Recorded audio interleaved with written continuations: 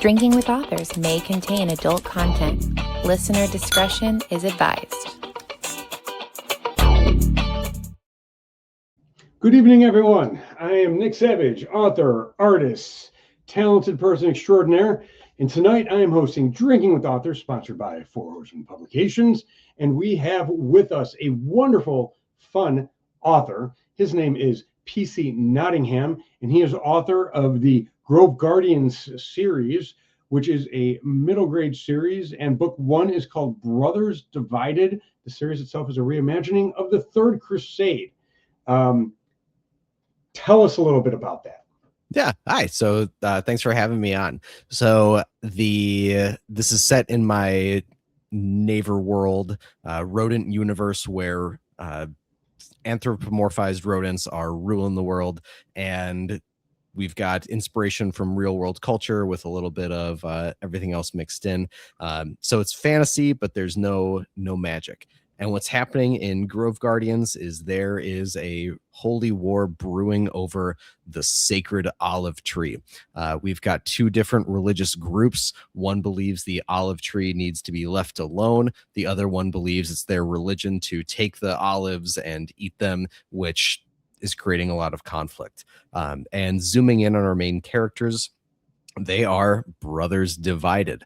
They have mixed feelings about the different factions at play, and their hometown is the site of a battle.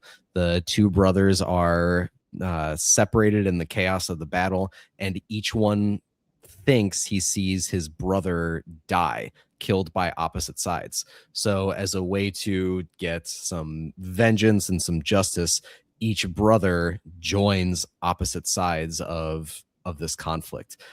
And the book goes through them preparing for war and training and learning about these other sides and getting a different level of appreciation for their brother who they believe is dead. And then it all comes to head in a battle over the holy city.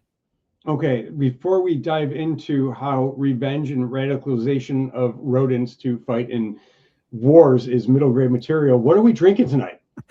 So I have some Rolling Rock. It is one of my old favorites, and because this is a Four Horsemen publication production, I thought it appropriate with the horse on the front, and it is in my Wolverine koozie because I'm an adult.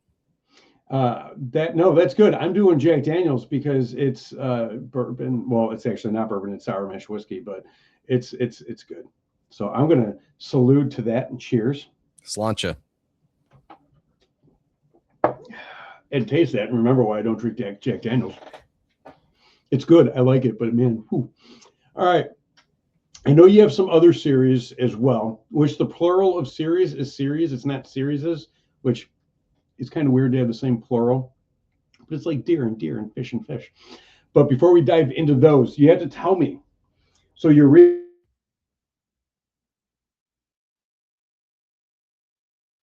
family members dying. How is that for fourth graders or sixth graders or whatever middle grade is? Help me out. Educate me. Yeah. So I don't want to get political, but I saw a statistic a while ago. Like if you just look at the number of children who have died in Palestine, you would be going to a funeral a day for the rest of your life and then some. And regardless of how you feel about Hamas or the Israeli military, there's children watching their world blow up around them. There's Palestinian Americans who haven't heard from their family members because the internet's been cut out and they don't know if they have their family members are alive or dead. So that really just got me thinking about kids dealing with the trauma of war while it's happening. So yeah, this is like kind of a heavier subject of holy war. But to keep it middle grade appropriate, there's no gore. The violence is kind of kept to like Tolkien levels. So there's not tons of blood. The deaths that happen are primarily like off the page. But yeah, I wanted to explore like what does that do to kid, and thinking too about other global conflicts where there's boy soldiers who are kind of forced to fight, and then when you add the religious element to it, that was just something I really wanted to explore. No. That's actually beautifully worded, and it is true. I think maybe living in here right now, at least for the time being, I have taken for granted that kids elsewhere don't see this on the daily. So, um, well stated. I do have a question for you about the olive tree and the animals that eat off of the olive tree. If a human were to grab an olive off an olive tree and not bathe it in lye and process it, they would die. Is that something animals don't have to worry about, or something we're just overlooking for the series? That is a beautiful both and of writing and fantasy. I love it. I mean, Yeah. honestly, it's one of those things where it's like, for the symbolism, especially of like olive branches and everything like that, let it just be that they can eat it and stuff. I just wasn't sure if you would like, if you kept it like it's animals fighting, but we're gonna be realistic and have them like processed. You know what I'm saying? Yeah. Like, I wasn't sure. And part of that too is like the idea of I also like the idea of, like, from the Crusades, the issue of Jerusalem being holy to both faiths plus Judaism, and also with Christianity and Islam. You've got Catholic and Orthodox Christians who believe that it's holy to drink wine at mass. And then you've got Islam, where they believe having alcohol is automatically a sin. So the idea of like these two religions, where what is holy to one, what is a commandment to one, is a sin to another. Where does that put them when they're side by side? And the idea of like Jerusalem being holy and important to both sides. I just want to see how that would play out in a rodent themed world, and with olives growing naturally in that part of the world and the symbolism of the olive branch, it was just too perfect not to use. So I middle grade novels and novels anywhere always take something and put their twist on it, or try and come up with an original story. And you're doing rodents. What made you not do the obvious and overdone choice of like vampires and werewolves for middle grader? You know what I'm saying? Like something a little more like just there and readily available. What made you want to venture out to something that's a little less common? So my first middle grade series in this universe was about a ninja squirrel. And this is really embarrassing, but this is the place to talk about it. A squirrel broke into my basement, and it summarily outsmarted me and my dog. We were like chasing this thing. It was doing like acrobatics parkour in my basement. Finally caught it in a Home Depot bucket, and I was wearing a glove. I finally caught it by the tail, and I tried to like just get it outside. So I had to like kind of, I wasn't punching the squirrel, but I held it by the tail just to like get it out of my house, and it wrapped around my hand like brass knuckles. And when I did the punch motion, it kind of like just let it go into my backyard. And I told my wife later, like, that thing was a total ninja. And later I was just going down a YouTube rabbit hole about ninja just for fun. And I saw an image from a ninja museum where a ninja for a mission made themselves into like a giant kite, and they looked like a flying squirrel. And those ideas just kind of coalesced together. So the rodents, it all started with that one squirrel. And as a kid, I read Redwall. I love the Redwall books. But it always bothered me that like there were badgers and bunnies. Like that's insane to me. Like a badger and a bunny, like they're not getting along. A badger and a mouse, like, no. So I wanted there to be more cohesion. So I just decided all rodents, to make it a little more, just make it stand out a little bit from other books that have talking animals. And also too, my other issue with the Redwall series was that it was great, but it was all just like bland Europe. It was just all felt like Western Europe, and Tolkien's got the same issue. So I wanted the culture to really feel real. So for the Ninja Squirrel, I had them take a lot of inspiration from Japan. I still changed a few things, just so I could cover my own butt for where my lack of knowledge was. And the bad guys in that series were the Viking guinea pigs. So took some inspiration specifically from Scandinavia. And then over here for the Grove Guardians did the same thing, looking at historical Palestine, and then having the Crusader stand-ins looking more like historical France, to show the culture clash more vividly. So are there ninjas in this series? No, I wanted it to be, I wanted the series to be their own thing. So they know there's these other islands out there where things are happening, but they're kind of focused on their own. Oh, so they are different locations then altogether. It's not like in this background of like these little Crusader squirrels, you could see like a ninja mouse, like scurrying past doing his own thing. It's not at different locations. Okay. Yeah. So my crossover. Yeah. So my the world's like this big archipelago, and there's different islands that have different types of rodents on them, and they're inspired by different real world cultures. Okay. So this brings me to a strange left field question. Go for it. If you could have any animal as a pet, real, mythical, extinct, what are you having? So, grain of salt caveat, my dog died recently. So I'm sorry to bring that up then. No, it's fine. He was old. We knew it was coming. And you're allowed to laugh. He had ass cancer. He had a tumor. He had a tumor on his anal gland. So at the end, he just couldn't even walk. So my emotional gut reaction is, oh, I want another dog, man. I just want a buddy to take a walk. But I'd say any animal that I could really like go on a walk with, like as a companion. One that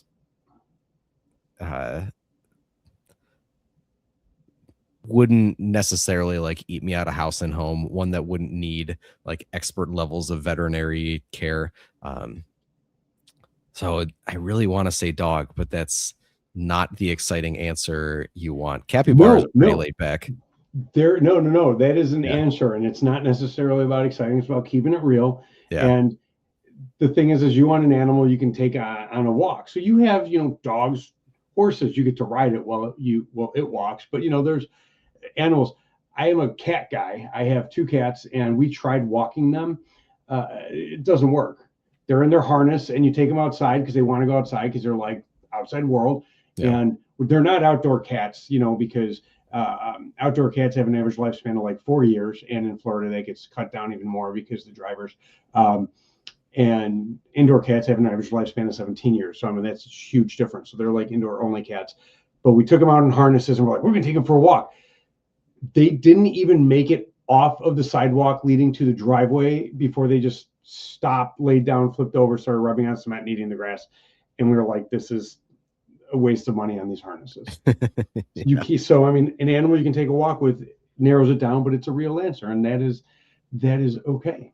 Yeah. And I got to make you feel really uncomfortable for poking a sore spot. So there's well, no, because like I don't look forward to like the day that our cats are getting up there, they're like 14, 15, and we're not looking forward to it. And 14, 15, they still have another good 4 to 6 years good, you know what I'm saying? And it's just it's hard because they're family. We don't have kids, they're our kids, and they're spoiled, unspoiled. And so it's one of those things where you want it to be good and real. But yeah.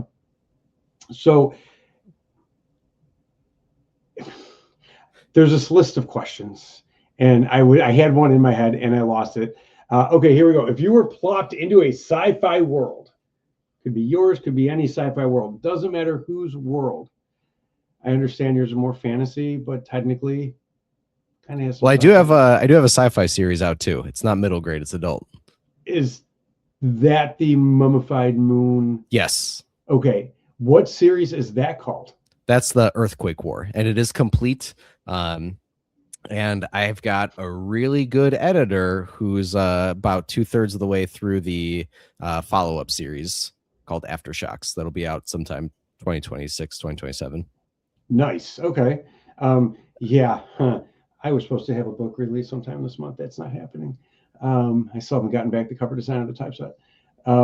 So, okay, if you were plopped into your sci-fi world, and I'm going to change this up a little bit. Sure. If you, the author there of PC Nottingham, knowing what you know about your world and had to live in it, how long would you survive? Not very long at all, man. So one of the things that I was really intentional about is I'm a huge Star Wars nerd, and it always bothered me that there's people in charge when there's so many stronger aliens. Like, you cannot tell me that the Wookiees would not be in charge, man. Like, they're so strong. They are technologically advanced, and they don't even have to talk. They just shout, and people figure out what they want. So the Wookiees would definitely run the show. So when I was thinking up my sci-fi world, I was thinking, well, what is it like for humans to be on the bottom? And one of the reasons why I was thinking about that is, like, as a left-handed person, I constantly have to navigate this world that wasn't made with me in mind. So that comes down to, like, the side of a notebook that's the spirals are on, the ink on my hand when I'm writing, the positioning of almost everything is designed for a right-handed person. I'm also below average height.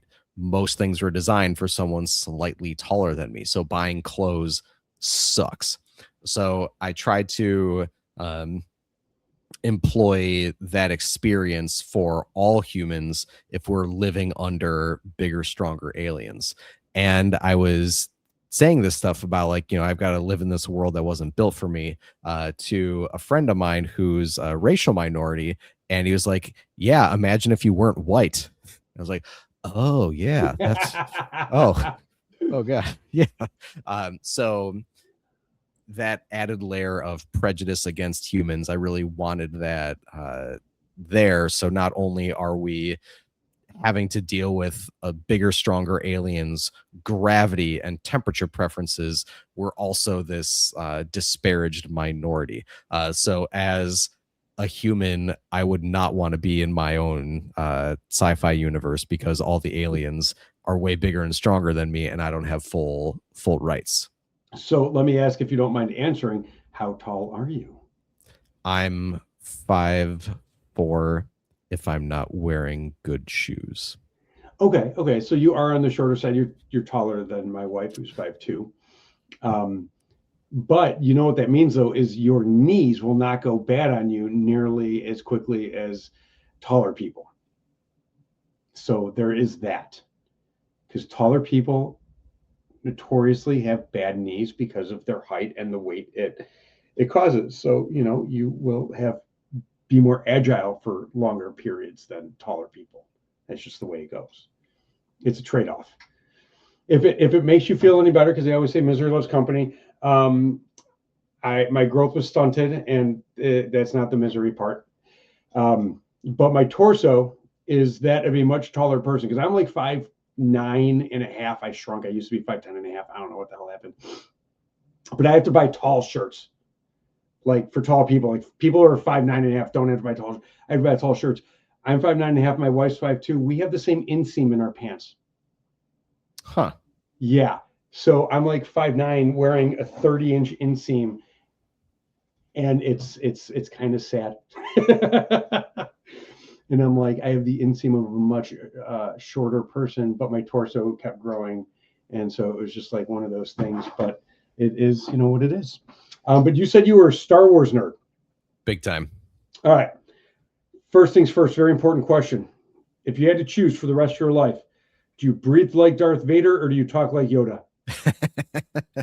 I would rather talk like Yoda, because that would force people to pay a little more attention to me, and I could just be forgiven for being weird. But if Are I you?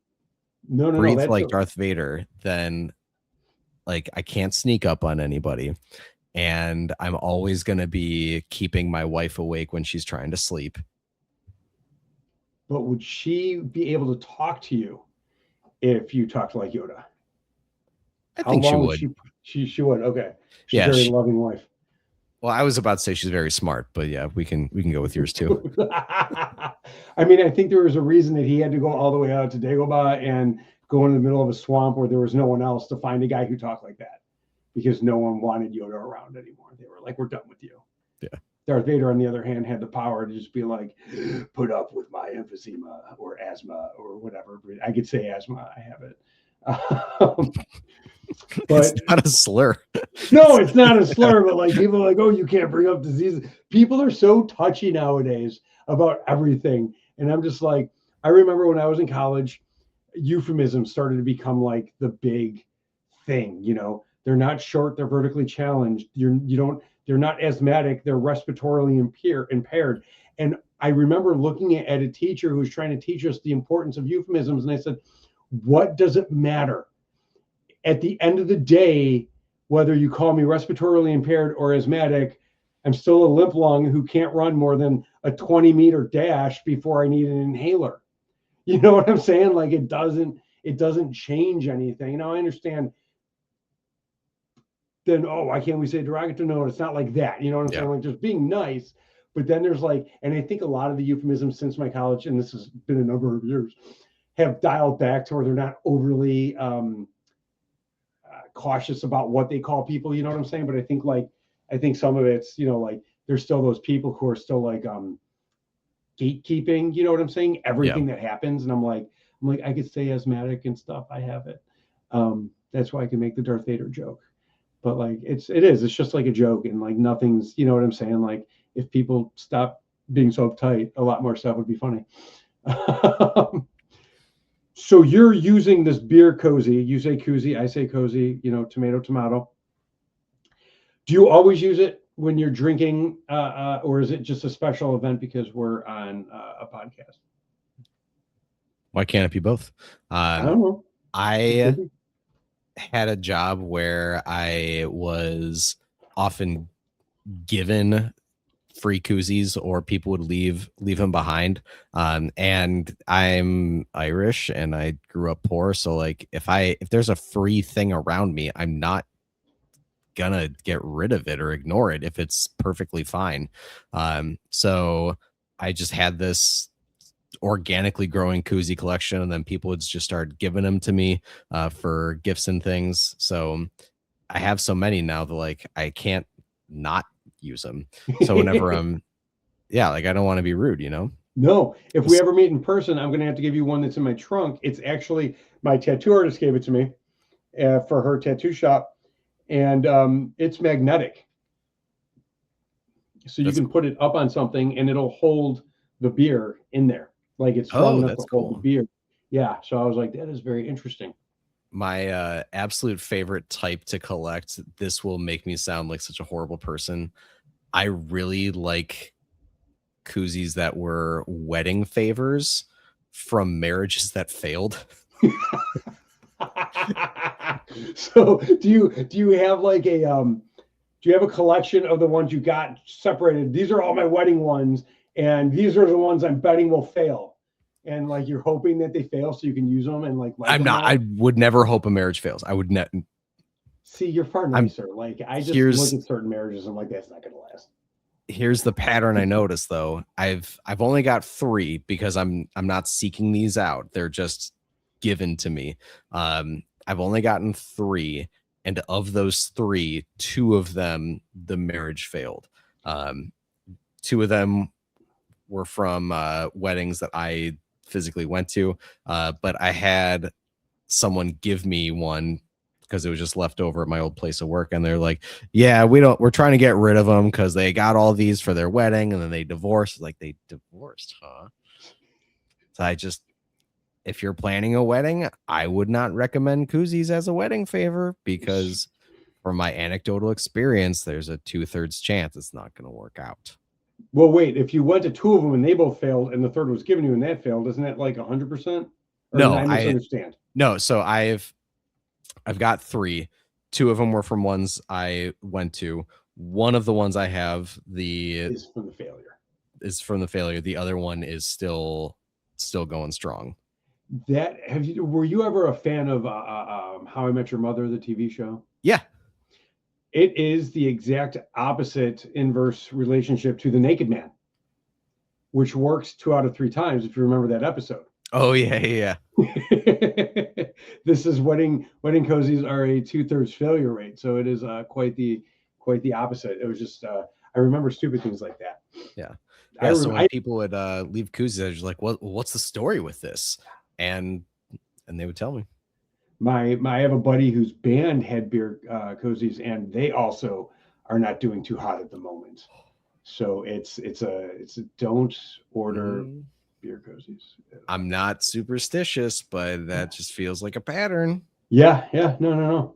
It's and the funny thing is like the band that he has is really like the band that he has. It's the first one, the one I'm referencing, is really good. If you like that style of music, it's very much like Lamb of God style music. I'm not saying Lamb of God's not good, but I'm saying this band is phenomenal. Yeah.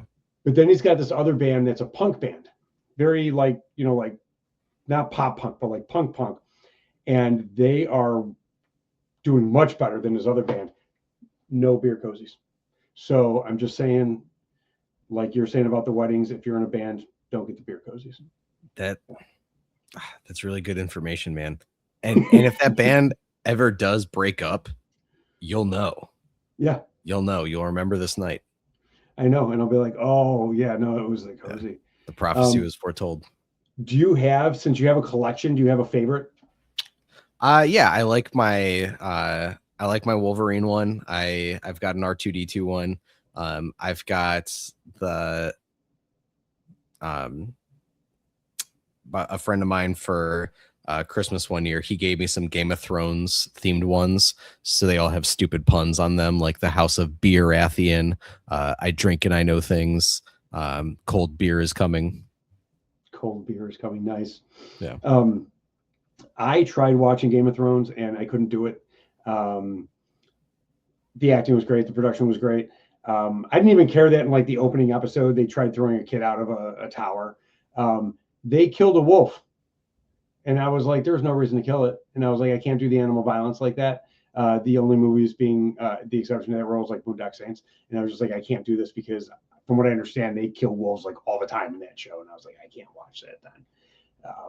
But it was, from what I understand, absolutely phenomenal. So I may have to give it another try one day when I can get over that, even though I know it's fake, obviously. Yeah, I wouldn't say they killed them all the time. Like 3 or 4 throughout the series. Which I understand over like a 5 or 6 season arc isn't all the time. Yeah.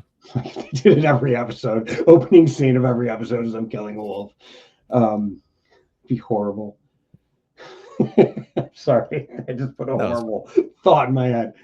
I'm actually editing this book for someone right now, and it was just this whole thing with a turtle and a knife. And I was like, this is weird.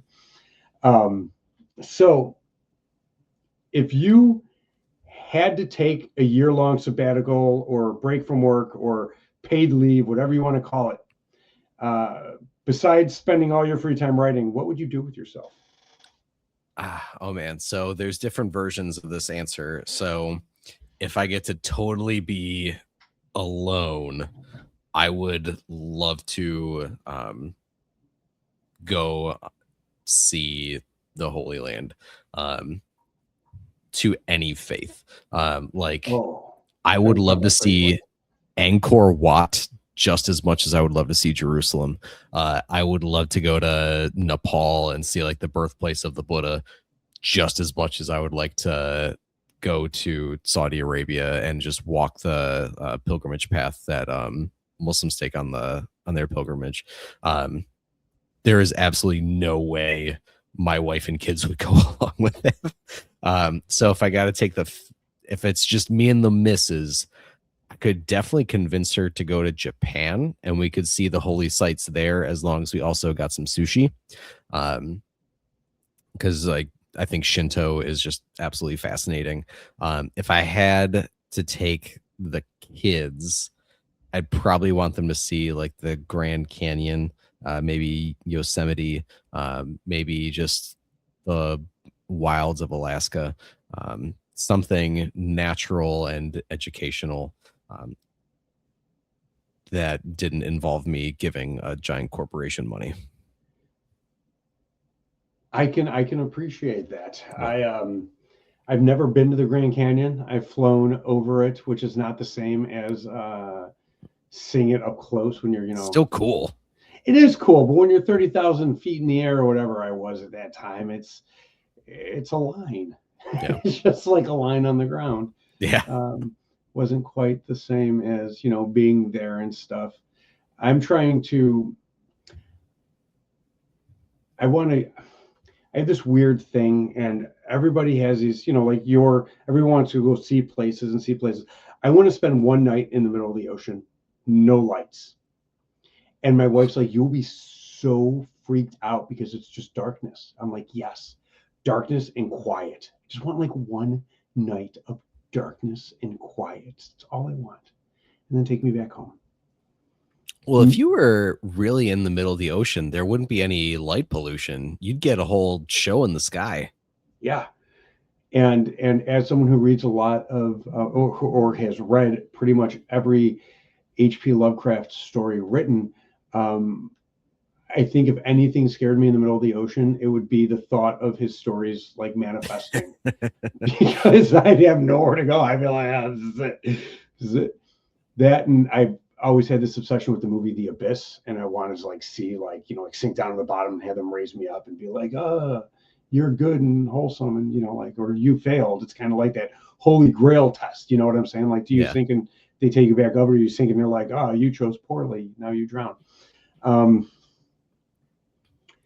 Is there a writing vice you have? Like when you sit down, do you have to have a certain drink by you, or a certain album to listen to, or something like a ritual or a vice that happens when you write, or are you just a freak who can sit down and start writing? I'd say my vice is that I have to do it on my computer, and my computer is where all my distractions live. But yeah, my kids' snacks are not safe if I'm sitting down to write. Those things they're gonna find their way into my belly. When I first started writing, my wife worked nights and my kids took naps. So I had stretches of beautiful silence to myself. But in the more recent years, I've still kind of struggled to just find like the new balance and a new normal. So I have taken to putting headphones on the nights I'm writing, because my wife wants to watch TV and I'm not going to tell her not to. So what I'll do is listen to video game soundtracks that were from my childhood, especially if it like can kind of take me to a certain mood or just remind me of a simpler time. Especially with when I'm outlining, listening to different songs from video games really helps me like lock in a character, particularly with fighting games, because each character had a very distinct track from a lot of the classic fighting games like Tekken.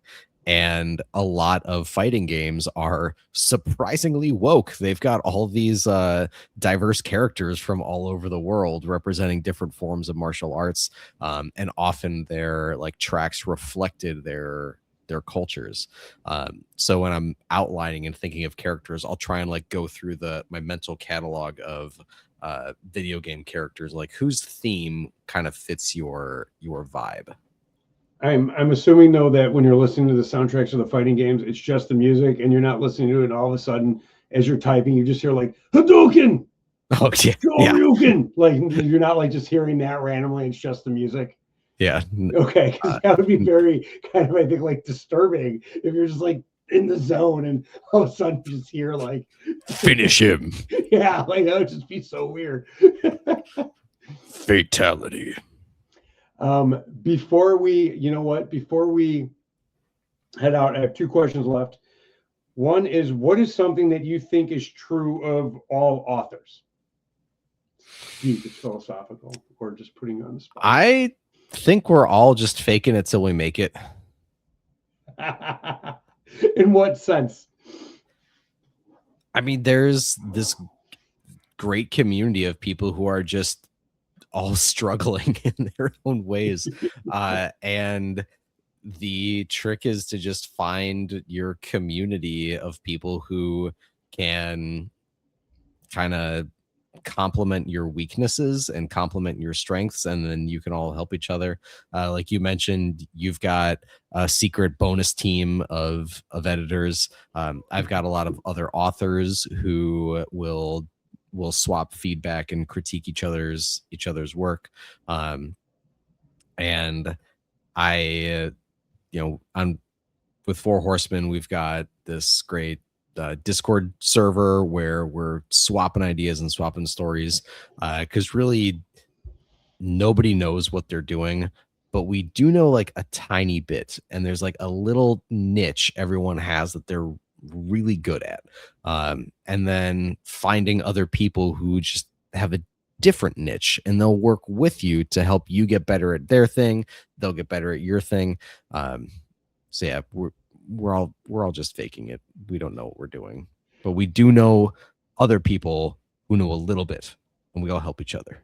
So on that note, then, besides what I tell people, which is don't do it, what advice do you have for authors or people who want to become an author?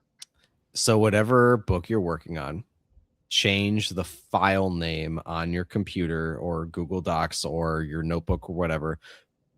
Erase whatever you got, cross out whatever it is, and rewrite it as learning experience.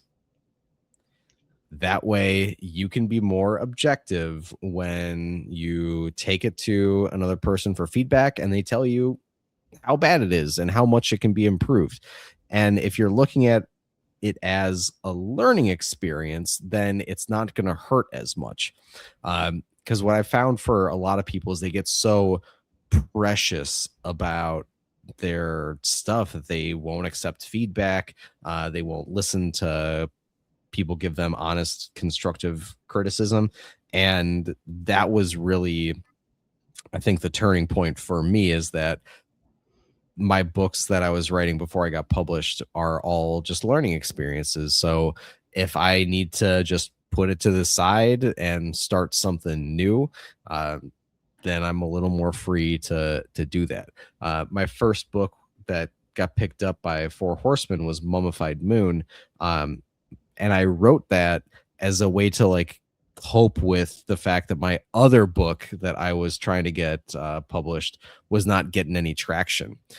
So I wrote that, well, I'm just going to try something new. And back when Twitter was still Twitter and there were pitch contests on there, I pitched Mummified Moon in a tweet, and someone from Four Horsemen saw it and liked it, and they invited me to query them. And if I had just been stuck on my first thing, thinking this is going to be where I hit pay dirt, this is going to be where I make my mark, that never would have happened.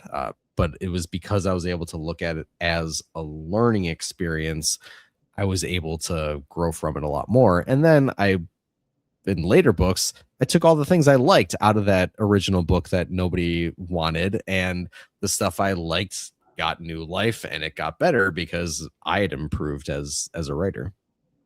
That is wonderful. So knowing all of this, where can anyone who's viewing this now, in the future, whenever, find you? Socials, websites, all of it, whole nine yards. So if you want to look at my website, it's authorpcnottingham.com. You can sign up for my newsletter. I do send one sometimes, and you can get some updates and insider info there. You can follow me on the Instagram. I'm at PC Nottingham. And I'm also on Blue Sky at PC Nottingham. I was on Twitter, but then things happened. Had to go. Yeah, no, I understand. Yeah, I still kept my profile up just so like I could keep the name, but I don't check it. It just turned into a dumpster fire. But yeah, I'm on Blue Sky. So I'll post there, post on Instagram. Very nice. Well, you know where else you can find me? Yes. Sorry to interrupt you, Nick. No, you know where else you can find me? Tell me. I'm going to do something a little rude and plug another podcast here. Plug away. No, it's not rude. Radio Free Rights. I'm a frequenter on there. And on Radio Free Right, radio and then Free Rights, one word.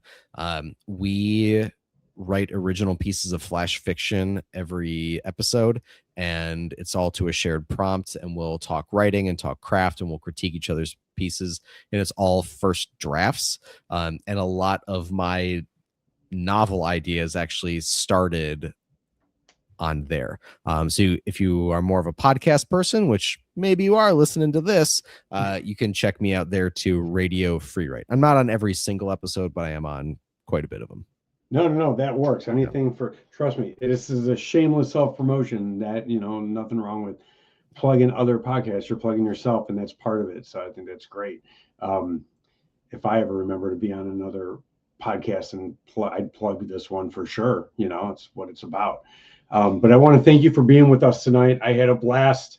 I hope you had fun, and I hope everyone had fun, man. Yeah, thank you. And thank you everyone for watching. And remember, until next time, it costs nothing to be kind.